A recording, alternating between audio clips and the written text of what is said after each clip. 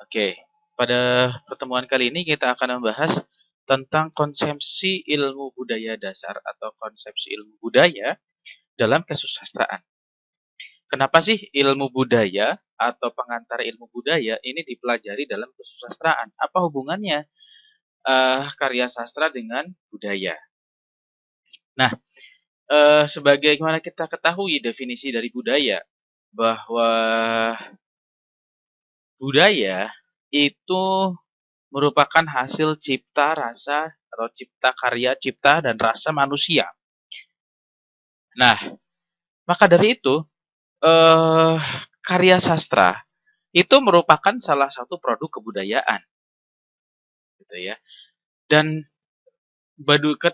ketika kebudayaan itu berbicara tentang manusia, sastra juga merupakan produk manusia yang ditulis oleh manusia, yang terinspirasi oleh manusia, dan juga dibaca oleh manusia juga.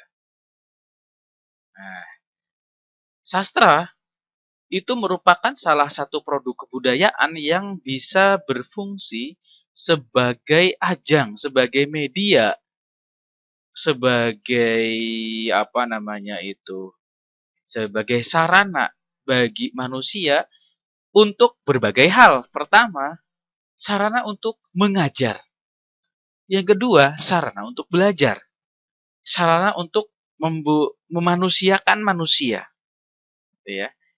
Karena karya sastra itu pada hakikatnya adalah penjabaran dari sebuah abstraksi. Singkatnya, sastra itu merupakan salah satu alat berkomunikasi. Tidak sebatas antar orang, tetapi antar budaya, antar kebudayaan, antar generasi. Nah, ilmu budaya jika dihubungkan dengan istilah prosa, itu dengan sastra ya. Ilmu budaya itu jika hubungannya apa dengan sastra?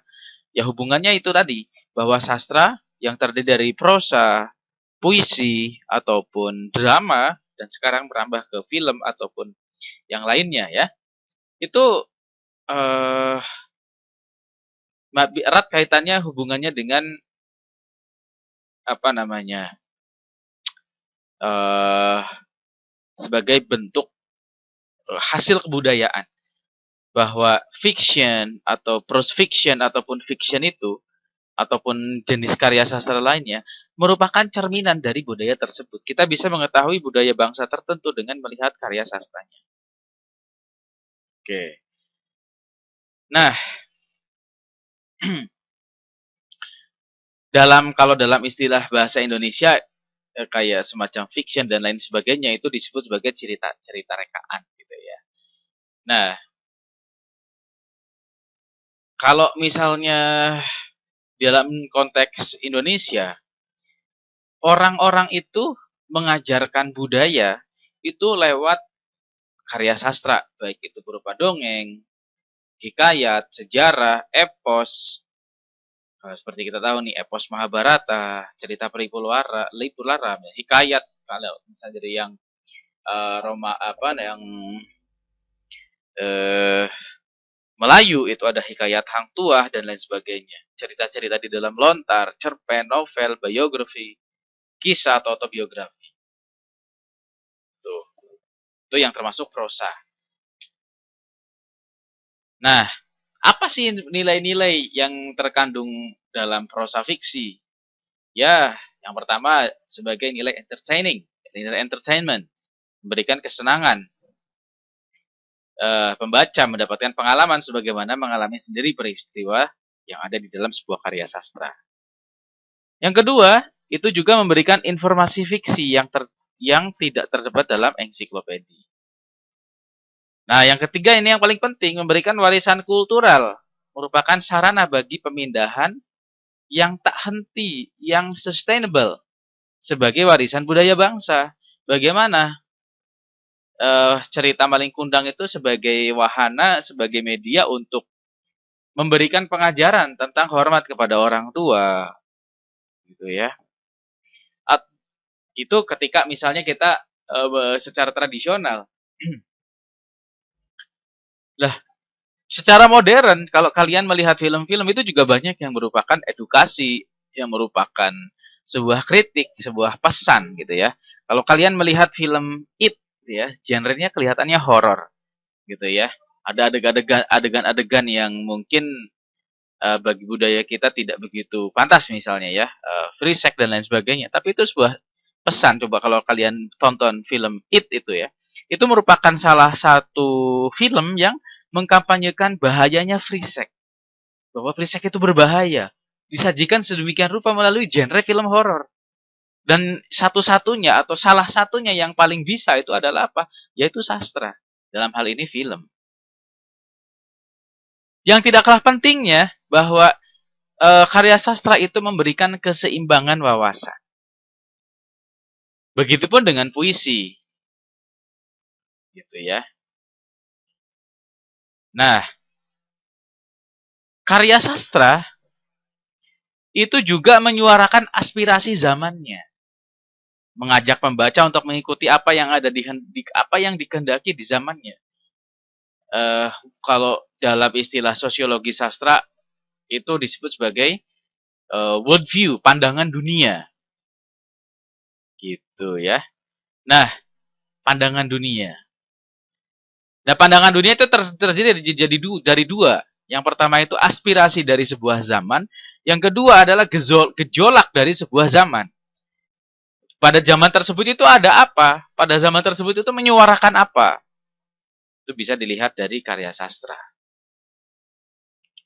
Nah, tadi juga bahwa tidak hanya terkungkum dalam satu genre saja, genre prosa ataupun drama ya.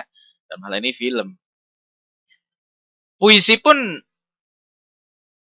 menempati posisi yang sama dengan jenis karya sastra lainnya dalam kaitannya hubungannya dengan budaya. Tidak hanya puisi, musik juga tempat berekspresi pengalaman jiwa. Gitu ya. Bisa hubungannya dengan kehidupan manusia, alam, Tuhan, dan lain sebagainya. Yang melalui media bahasa yang estetik atau yang justru cenderung artistik. Yang secara padu dan utuh dipadatkan kata-katanya. Nah, kepuitisan, keartistikan, dan keestetikan bahasa puisi disebabkan oleh kreativitas penyair dalam membangun puisinya dengan menggunakan berbagai macam elemen. Entah itu figure of speech atau figurative language items, gaya bahasa dan lain sebagainya, ambiguitas, kata-kata yang padat, makna-makna konotatif yang digunakan dalam puisi maupun lagu. Yang fungsinya apa? Fungsinya nyaris sama atau hampir sama dengan karya-karya yang lainnya seperti seperti tadi film maupun prosa gitu ya. Bahwa puisi itu sebagai kritik, bahwa puisi itu sebagai penyampai aspirasi, bahwa puisi itu sebagai media untuk belajar nilai-nilai. Kalau kalian melihat membaca puisi-puisinya Sultan Takdir Ali Syahbana, bagaimana pandangan-pandangan Ali Syahbana terhadap pendidikan, terhadap kemajuan, atau pandangan-pandangan Sultan Takdir Ali Syahbana terhadap konsep-konsep ketuhanan. Bahwa Tuhan itu ada di mana, dan lain sebagainya. Itu bisa melalui puisi. Itu tadi ya. Secara garis besar, korelasinya adalah bagaimana hubungan antara puisi dengan manusia, puisi dengan Tuhannya, kesadaran individual, atau puisi dengan keinsyafan sosial, pandangan-pandangan masyarakat. Nah, tuh ya.